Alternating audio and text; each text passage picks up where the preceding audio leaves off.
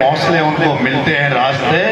ये दुनिया नहीं है बुज़दिलों के वास्ते, ये दुनिया नहीं है ये कमजोरों के वास्ते।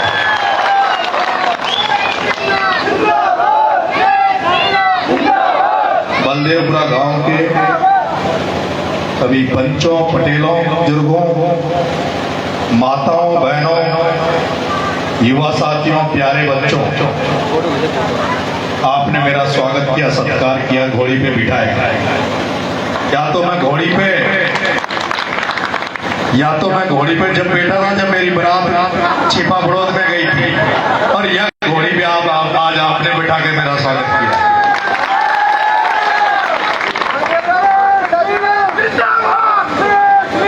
राजनीति में,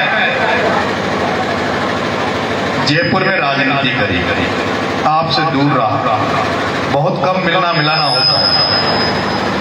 लेकिन जयपुर में जब राजनीति करी, जयपुर में जब राजनीति को देखा तो दुख होता है। दुख होता है कि खास हाड़ौती में भी कोई ऐसा नेता हो, हाड़ौती में भी कोई ऐसा नेता पैदा हो जो वहां के किसानों के बारे में, वहां के मजदूरों के बारे में, वहां के पेटों के बारे में लड़ाई लड़े। एक ख्वाब था कि जैसे डॉक्टर किरोड़ीलाल जी मीणा, जैसे स्वर्गीय राजेश जी पायलट, जैसे शेखावटी में नाथूराम जी मिर्धा, परशुराम जी मिर्धा मदेना, और आज जैसे हनुमान बेनीवाल शेखावटी में लड़ रहा है। खास हमारी हाड़ौती में भी कोई किसान का बेटा, कोई ऐसा नेता बनता जो गरीबों के लिए लड़ता। लेकिन ये दुर्भाग्य है कि हाड़ौती में, कोटा, बाराबूंदी, झालावाड़ में नेताओं की कमी नहीं।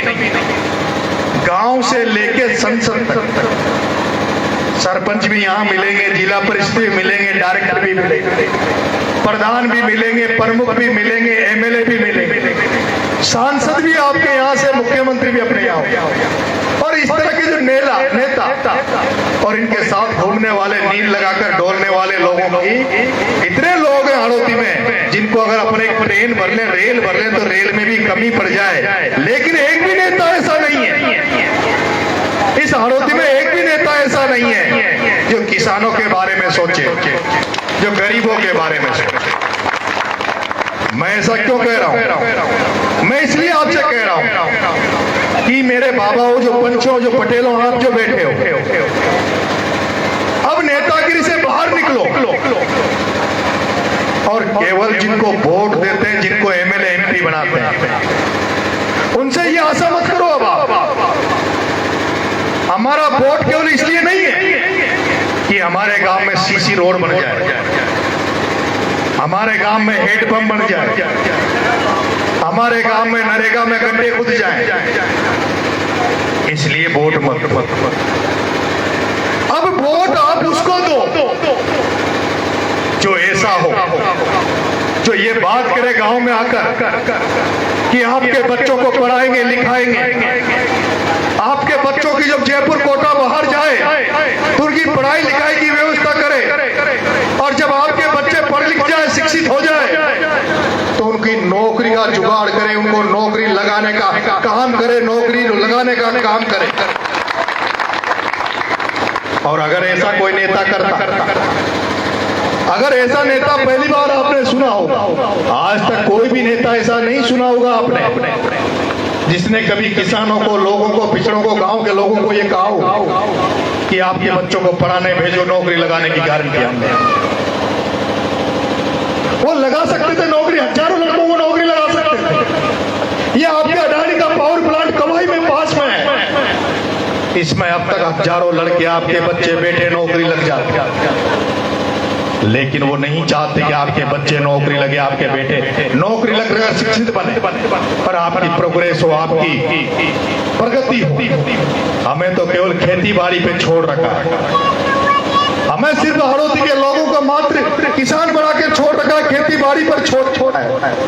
और खेती बाड़ी से हमारी तकदीर और तस्वीर बदलने वाली नहीं है, खेती बाड़ी से हमारी तकदीर और तस्वीर बदलनी नहीं है।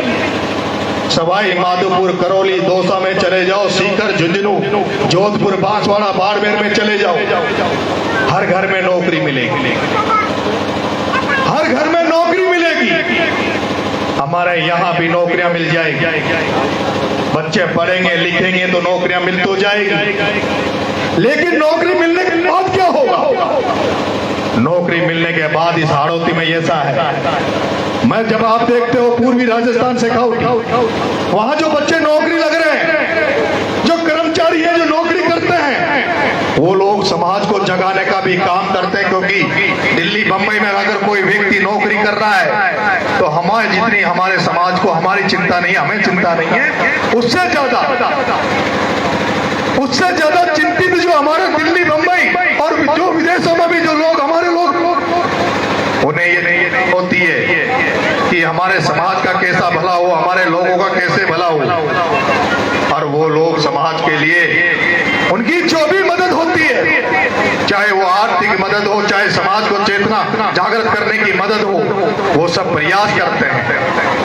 ऐसा हमारे यहाँ जो कर्मचारी अधिकारी हैं वो हमारी मदद नहीं करना चाहते। इस 12 में भी जो हमारे समाजों में, हमारे वर्गों में जो किसानों के बच्चे जो नौकरी लग रहे हैं, चाहे वो मास्टर बन रहे हो, पटवारी बन रहे हो, हमारे यहाँ बड़ी नौकरी कलेक्टर एसपी नहीं है, लेकिन जो हमारे यहाँ जो नौकरियां हैं छोटी जो पुलिस में सिपाही है, जो नौकरी पटवारी की कर रहे हैं, मास्टर की कर रहे हैं, उनका भी बहुत मन करता है, उनको भी ये मन करता है कि जैसे पूर्वी राजस्थान शेखावटी में राजनीति हो रही, जैसे किसानों के बच्चे एमएलए एमपी बन रहे हैं और किसानों के हितों के लिए लड़ाई लड़ रहे हैं, वैसे हमारे क्षेत्र में भी कोई व्यक्ति पैदा हो जो यहाँ के लोगों के लिए, यहाँ के किसानों के लिए लड़ाई लड़े। लेकिन दिक्कत का है, जिनको हम पार्टी के नाम पर वोट देकर एमएलए एमपी बनाते हैं, जिनको हम राजा बनाते हैं, वो एमएलए और एमपी क्या कर रहे हैं? वो ये क्या सोच रहे हैं, फोन कर रहे हैं कि नरेश मीणा नाम की क्रांति पैदा हो रही है। नरेश मीणा नाम की क्रांति गांव में घूम रही है, सड़कों पे घूम रही है, गांव ढाणी लोगों को जगा रही है। इस नरेश मीणा को कमजोर करने का प्रयास करो। जो कर्मचारी, जो मास्टर, जो पटवारी इस नरेश के साथ घूम रहे हैं, उनकी लिस्ट बनाओ और उनको तबादला करने की तैयारी करो, उनको निलंबित करने की तैयारी करो, उनको सस्पेंड करने की तैयारी करो। वो इनको दबाने की कोशिश करते हैं और अब तक हुआ है। जिन कर्मचारियों ने, जिन कर्मचारी भाइयों ने जब कोई समाज को जगाने का काम किया है, तब उनके तबादले कर दिए गए, उनके साथ कुटाराघात किया गया। लेकिन जिस दिन हाड़ौती में आपका बेटा नेतृत्व करने लग जाएगा, आपके बेटे का पद होगा, ओहदा होगा, तो आपका बेटा आपको गारंटी देता है कि जिस दिन आपके बेटा यहाँ से नेता बना, उस दिन अगर आपके वर्ग का किसी किसान का बेटा, सवाई माधोपुर के किसी किसान के बेटा अगर थानेदार बन के कवाई आएगा, मोटपुर आएगा, किसी किसान का बेटा अगर तहसीलदार बन के यहाँ आएगा, किसान का बेटा अगर एसडीएम बन के अकोती में आएगा, कोई कलेक्टर 12 में आएगा, तो उसकी रक्षा नरेश मीणा करेगा, उसकी रक्षा नरेश मीणा करेगा, उसको संकट नहीं आने देगा। मैं उसी डर और उस खौफ को निकालने निकला। मैं सोच रहा था जब जयपुर की धरती से गांव की तरफ जाएंगे, 12 की तरफ जाएंगे, तो जिस तरह की वहां की राजनीति है, जिस तरह से वहां दबा कर रखा जाता है, गाँव में दलाल छोड़ रखे हैं, दलालों को कह रखा है हमें कोई इधर उधर जाए, गाँव में कोई माहौल गंदा करे तो बता देना, उसको खिलाफ मुकदमा दर्ज करवा देंगे, उसको जेल भेज देंगे। मुझे पता कि जब मैं 12 में जाऊंगा तो मेरे युवा साथी, मेरे पंच पटेल कैसे मेरे साथ आएंगे। वहां तो डर की भावना इस तरह है। आप सबके रिश्तेदार धामड़िया में होंगे, बंजारी में होंगे, उमरिया में होंगे, के खोर्रा में होंगे। आपने देखा होगा एक साला बनिया प्रताप सिंह भी, जिसके बाप दादा बाड़मेर से आकर छबड़ा में बस का धंधा करते थे, पैसे वाले, और हमारे लोग उसको एमएलए बनाते हैं। और उसने छबड़ा छिबड़ोद में क्या कर रखा है? उस प्रताप सिंह भी ना बल्लू ने हमारी अटरू की जेल और छबड़ा की जेल 70% हमारे लोगों पे भर रखी है, निर्दोष लोगों से भर रखी है। अफीम के झूठे मुकदमे लगा के पूरी अट्टू और छबड़ा की जेल हमारे में भर रखी है, और वही कारण है कि छबड़ा और छिपा बड़ौद में, छबड़ा और छिपा बड़ौद में लोग हिम्मत नहीं कर पा रहे, लोग हिम्मत नहीं कर पा रहे। अगर किसी ने 5 बीघा जमीन पर चरागाह जमीन फाड़ ली, किसी ने 5-10 बीघा फॉरेस्ट की जमीन पर खेती कोई कंसार करने लग गया, और अगर वो बल्लू के साथ नहीं है, बल्लू से उसका तालमेल नहीं बैठता, तो तुझे उसकी जमीन छिनवा लेते हैं, उस पर मुकदमा लगा देते हैं, जेल भेज देते हैं। मेरे वहां 3 भाई, मैं जब जयपुर में था तो मेरे दोस्त हैं, धाकड़ समाज के मेरे बहुत मित्र हैं। मैं उनसे कहता था, और एक इस में भी एक धाकड़ समाज में एक क्रांतिकारी है, वो क्रांतिकारी का नाम है धर्मा धाकड़। वो धर्मा धाकड़ जो छबड़ा में लोगों को जगा रहा है, वो एक बार मेरे से मिला। मैंने उससे कहा कि हमारे वर्ग तो जगे हुए हैं, हमारे वर्ग तो हर तरह से सक्षम है, लठ से भी सक्षम है और बंदूक से भी सक्षम है, हमारे लोग तो जागृत है। लेकिन धर्मा जी जो धाकड़ समाज है हाड़ौती का, ये धाकड़ समाज राजनीतिक चेतना नहीं है, ये धाकड़ समाज पार्टी के चक्कर में रहता है, कभी राजनीतिक ऊर्जा नहीं आई। तो उसने कहा कि मैं जगाने की कोशिश करूंगा, और मुझे आज गर्व होता है, मुझे आज प्राउड होता है कि छबड़ा छिपा बड़ौद में 3 लोगों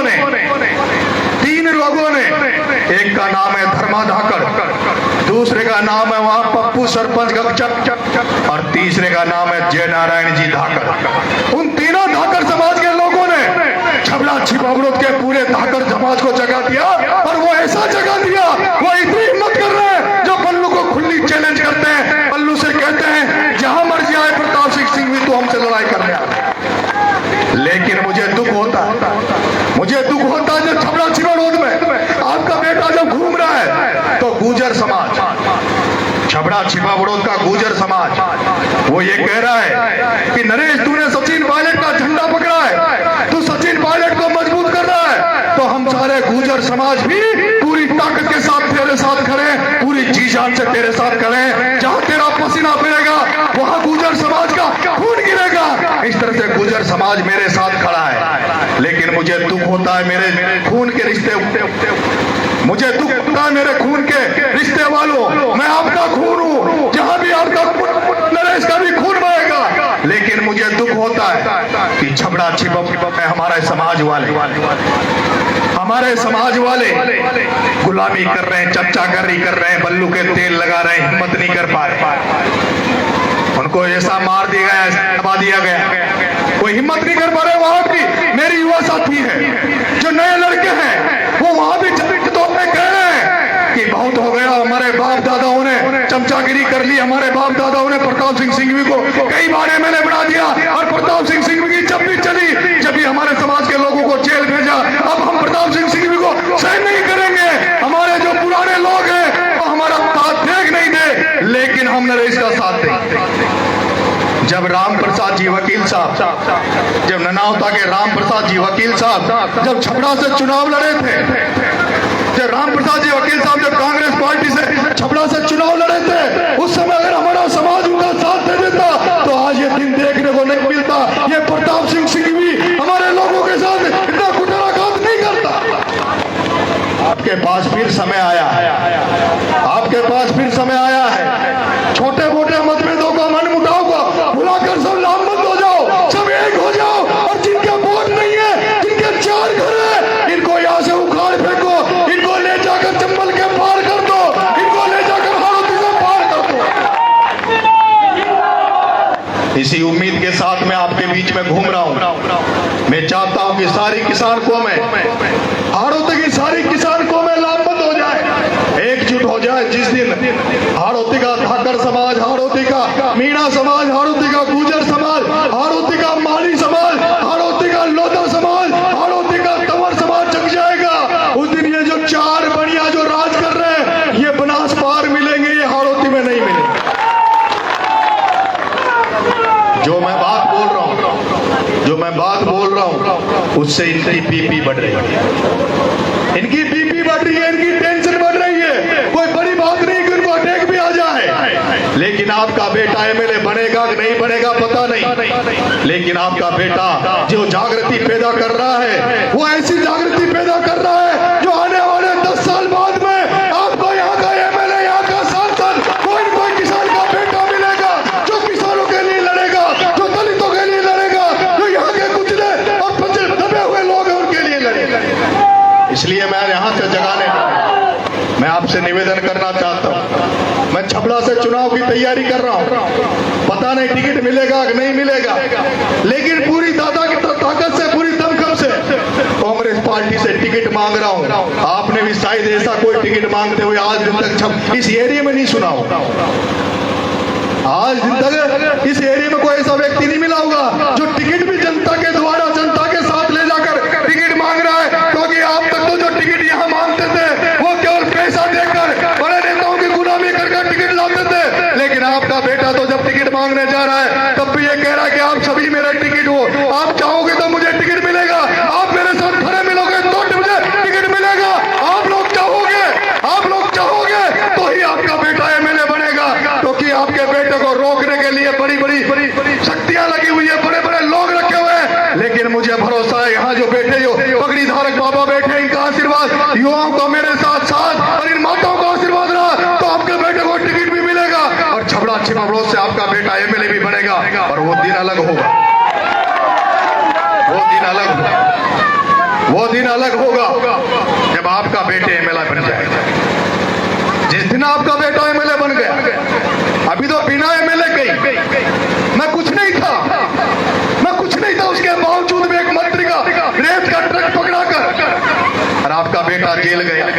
आपके बेटे ने एक बार लाइट वाले, बिजली वाले 17 गाड़ियां लेकर ट्रांसफार्मर उठाने आ गए, आपके बेटे ने दहजूद उनको भगाया और अकेला जेल गया। लेकिन ये पहली बार होगा, सरकार किसकी बनेगी किसकी नहीं बनेगी नहीं पता, लेकिन एक बार आपके बेटे को एमएलए बना दो। आपका बेटा कभी ये नहीं डरेगा कि जहां आपके हितों के लिए, आपके वाजिब मांगों के लिए अगर एमएलए भी बन गया तब भी जेल जाने से नहीं डरूंगा। तब भी ये सोचूंगा कि गरीब के लिए, दलित के लिए, आदिवासियों के लिए, पिछड़ों के लिए अगर रोज जेल जाना पड़ा तो भी रोज जेल जाऊंगा, किसी चीज से डरूंगा नहीं। एक बार आप मेरे पर भरोसा कर लो, विश्वास दिला, मैं आप सबको जगा दूंगा।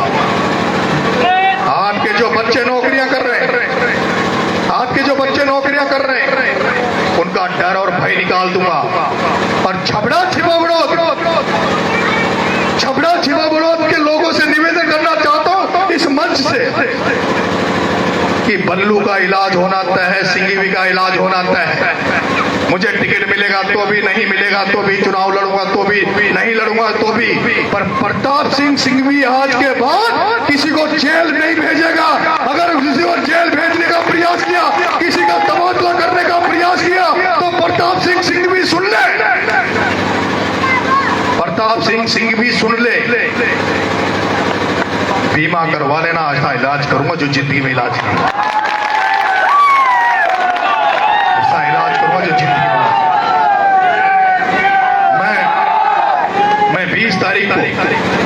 मैं 20 तारीख को आदरणीय पायलट साहब सांगोद कनवास में आ रहे हैं और टिकट मांगने के लिए, और मेरे नेता सचिन जी पायलट साहब को मजबूत करने के लिए मैं हजारों की संख्या में अपने पंप देवघाट से कनवास के लिए रवाना होने।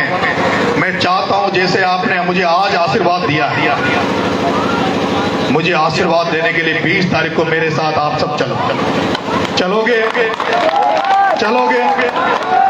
जितने यहाँ लोग हैं सारे लोग चलना, क्योंकि जब मैं निकला था तो मुझे उम्मीद नहीं थी, तो हो सकता साधन कम पड़ जाए, गाड़ियां कम पड़ जाए। हम पूरा प्रयास कर रहे हैं कि जितने साधन, जितनी गाड़ियां हम लगा सकते हैं लगाएं, लेकिन अगर फिर भी कम पड़ जाए तो एक दिन के लिए मेरे खातिर, मेरे लिए कम से कम मोटरसाइकिल से जैसे तैसे सब लोग चलना। इसी उम्मीद के साथ आप सबको बहुत बहुत धन्यवाद, आपको बहुत बहुत राम राम कि आपने मेरा स्वागत किया, सत्कार किया। आपका जो मान सम्मान मेरी तरफ से कभी कम नहीं होगा, मेरी तरफ से आपकी इज्जत में कभी कम नहीं आएगी। आपका आदर जैसा है उससे 1000 गुना आदर सम्मान आप सबका करता रहूंगा। राम राम साहब, धन्यवाद।